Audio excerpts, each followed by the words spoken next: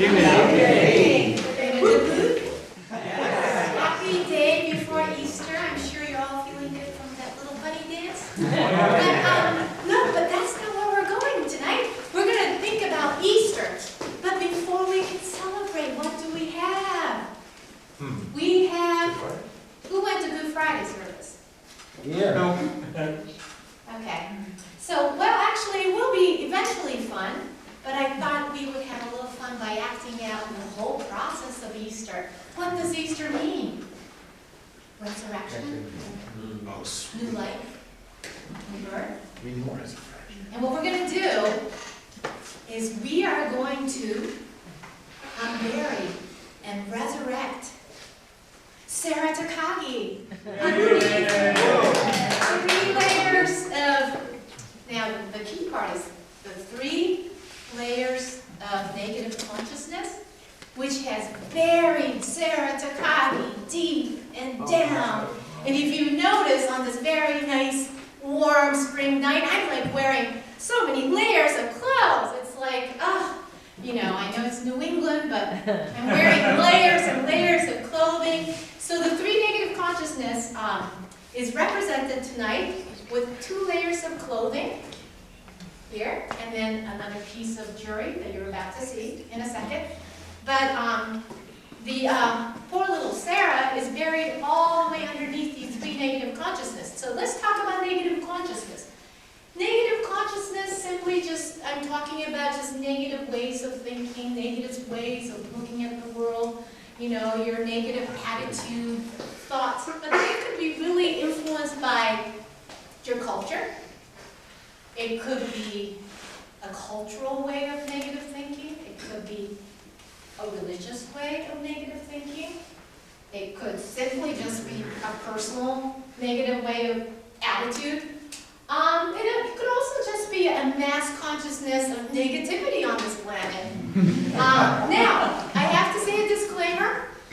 There are lots of wonderful, there's always positive in our culture, positive in our religion, and positive in our personal attitudes. But just for the entertainment purposes for this evening, I'm going to make everything really negative, and we're going to just focus on the negative part. So please, my apologies to those people who are fans of the consciousness that we will be unveiling tonight. So the title of my presentation is called Let's Unleash Sarah Takagi in time for Easter, and I won't be able to do this all alone. I mean, it takes a village to make this happen, just like there was a lot of people who had to witness Jesus on the cross. So, there is a little magic involved, a little white magic, and the white magic is the power of words. And we're going to practice them right now. Are you ready? Yeah. Okay. So the magic word is unleash Sarah. Unleash Sarah. Unleash Sarah. Unleash Sarah. Unleash Sarah. So the minimum is 3 times, and they need to be said soulfully, energetically, lovingly, and any one of these holders. So, what we're going to do, and also, you're not going to just sit there in the chair, be comfortable. We're going to have to help unearth Sarah. So I'm not going to do all the work. So what we're going to do is, let's get your brains working tonight. I believe this is the smart, intelligent brain. Everybody put your hands in this position, because the first question goes right back to you. What is the first layer of negative consciousness that Sarah Takagi is buried under, which apparently happens to be on the surface right here? What am I wearing on the top that really needs to be unshed? Japanese. Japanese, very good. Who was that smart guy there? Very good hand position. Okay, now, what? Okay, now let's really think.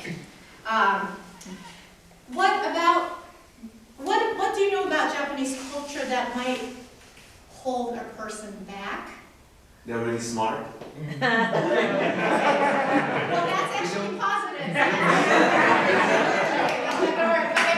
Any other takers? We got to do this in 3 minutes. They don't show affection. You over there? Yeah. What do you want to say? War or something? He lived for a long time. Okay, you got about 1 more minute. Let's call it. Chauvinism, chauvinism. Who says chauvinism? Conformity. Okay, there you go. Okay, so the first one is actually gender inequality. Japan is one of the wealthiest and the most progressive and civilized of all the Asian countries. However, the gender inequality is still very, very real, very tangible in the workplace, in the home, in relationships. And I'm going to have to give a very nice, symbolic, quick example. Now, those fans out there, I don't want to hurt your feelings, but we're going to get right to the point. Anybody know Hello Kitty? Okay, just imagine Linda, you know, and her little cute little outfit. What we're going to do is Hello Kitty actually is a very good idealization by the Japanese male of how they want their girls to be. Now, I specifically say girls because the men don't want to have empowered women. They want the girls to never grow up into women. They just want the girls to stay girly and cute. And for those of you who were with me at the last talk and who remember the high pitch and the low pitch, what happened? When I'm in Japan, all of a sudden I noticed my vocal reach goes big and up. And I start having my hands get closer to my body. And just please ask me something, question, please. I don't have an opinion, but I can answer. Please, ask me a question. Because I cannot say anything, I cannot initiate a conversation, but I can give you a good answer. Somebody okay? If you ask me a question, I just say, hi. Ask me another question. Ask me about my opinion. And I just say, opinion? Hi. The whole point is they want their women to be not women. I mean, I meant girls. Girls to remain girls, and we are supposed to be cute, shy, and very subservient and obedient. And then, two, we gotta move quickly because I know we have to do this in 15 minutes. So, gender inequality, now we're moving on to the next part of Japanese culture that holds people back. What is it? Any guesses? Conformity. Ah, conformity, perfect, exactly, that was the word. Okay, yes, conformity, that's the thing. That what it does is it represses, suppresses individual expression, okay? So everybody's a Hello Kitty, okay? It's not like one Hello Kitty and something ninja. It's like everybody's a Hello Kitty, and if you stand out, that's a bad thing. This is really bad for the economy because we are very good at improving products.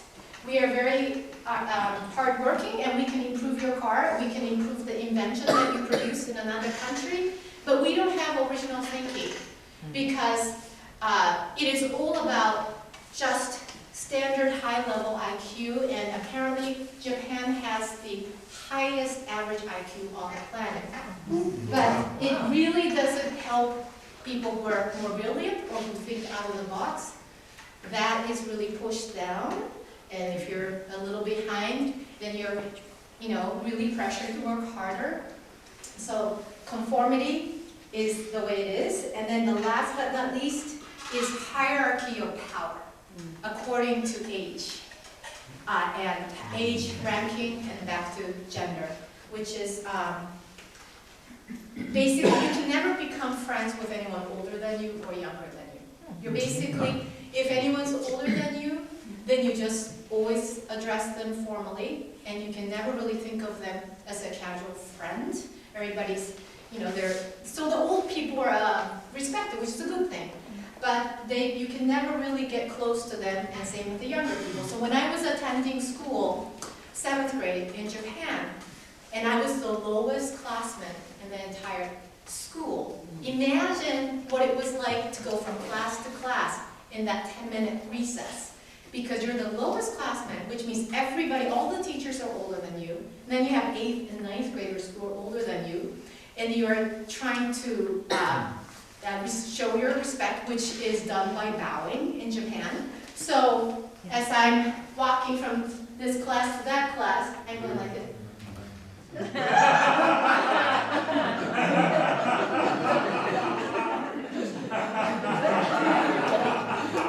And then as you move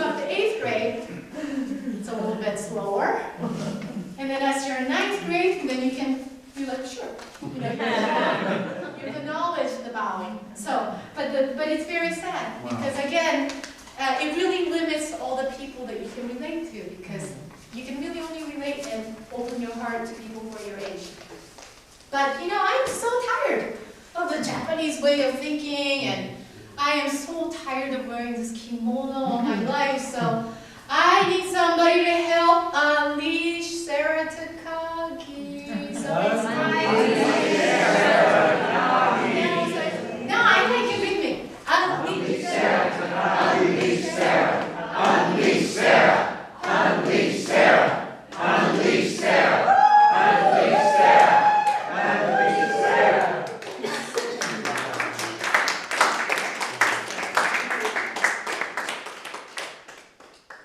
Oh, God, that feels so much better. Oh my God, but there's now all of a sudden, like when you take one layer off, you notice something else. And it's like all of a sudden, I feel this very heavy, what is this?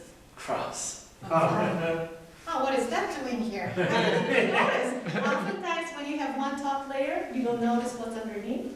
Well, now I took that off, and I'm noticing this very heavy thing on my heart. So, I'm sure so many of you know what this is. Now, what could be negative about this? By the way, just please, I love Christianity, I love Jesus Christ. We're just using this, focusing only on the negative. So what could be negative about this to affect someone's thinking? Well, being crossed, it feels is a negative concept. Being crossed. Okay, being crossed. Okay. Judgmental. What else? Did somebody say suffering? Suffering. Oh, that's it, yeah, suffering. And suffering, judgmental, one more? Loss. Okay. Yeah, so long story short, I come from two lines of Christian ministers, and I really, really revered and looked up to my grandfather, who was a beautiful, beautiful person. In fact, it turns out that even when I was 5 years old, I could see the white light around his aura, which I didn't realize until later. It's not something you see. So I wanted to be just like him. And so I was, first of all, I was already Japanese, so imagine that I was already wearing that layer, and then I had this thing going on in my family, and then on top of it, I was a classically trained pianist, what a bummer. What it meant was I was a very serious Christian, and I really wanted to serve the world and be a good person. And as I was playing classical music, I even started restricting what I was going to play. I said, I'm only going to play sacred work. And then I happened to find a Legion Messianic group that is dedicated to Jesus Christ. So I said, okay, I'm only going to play Messianic Jesus Christ pieces. That's it. Because anything else might not be sacred. And then I had, but secretly, I had all these passion, I wanted to dance, I wanted to sing, I wanted to play jazz, I wanted to listen to rock. But all of that, if you study European history, music, it'll say, church does not approve this. It is sinful, forbidden. So dancing was crossed off. And basically, any other music that wasn't dedicated to church service or Jesus, I basically started narrowing my options smaller and smaller, so I was just focused on that, and on top of it, I was like, and of course I was not happy, but I was like, well, life is about suffering. So I was really martyr, suffering, and then the word that really bothered me was the word F-U-N. People would say it, and I'd be like, fun. Yeah, believe it or not, this is actually pretty recent. We're talking not too long ago. People would say, let's do this because it's fun. And I'd be like, it's not suffering. It's serious. Get serious. And so I had this idea, not only was I restricted Japanese-wise, but I was like, well, life should be really hard. It should be about suffering and sacrifice. You should never do what you think is fun. So, but, come on, it's Easter tomorrow. It's time to get rid of some of this negative consciousness. But I can't do this all by myself, so... Unleash Sarah! Unleash Sarah! Unleash Sarah! Unleash Sarah! Unleash Sarah!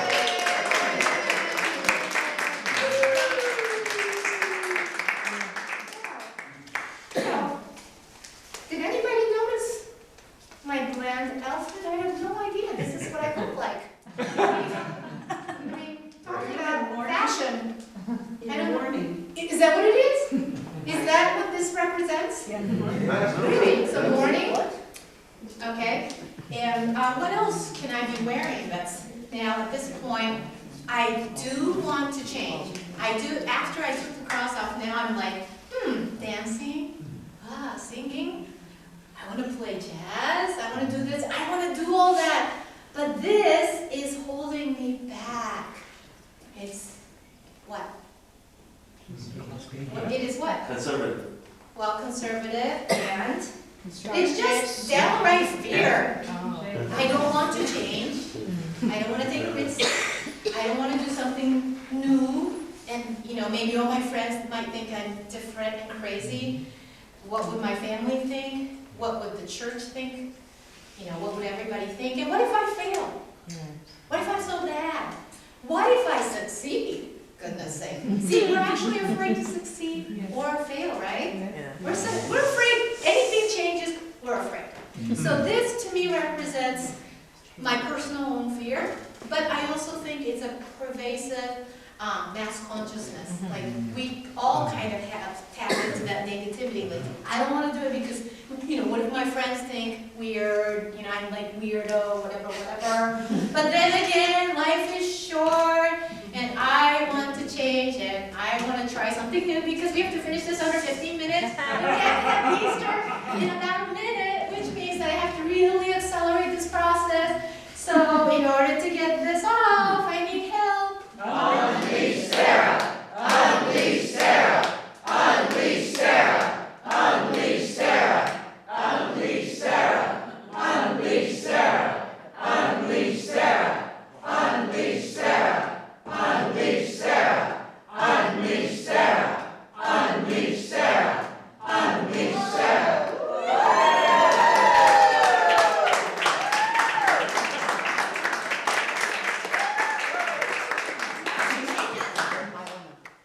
So I have a song. I composed this for tonight's little Unleash Sarah skit. And it goes like this. Okay. It feels so good to feel so light. It feels so natural to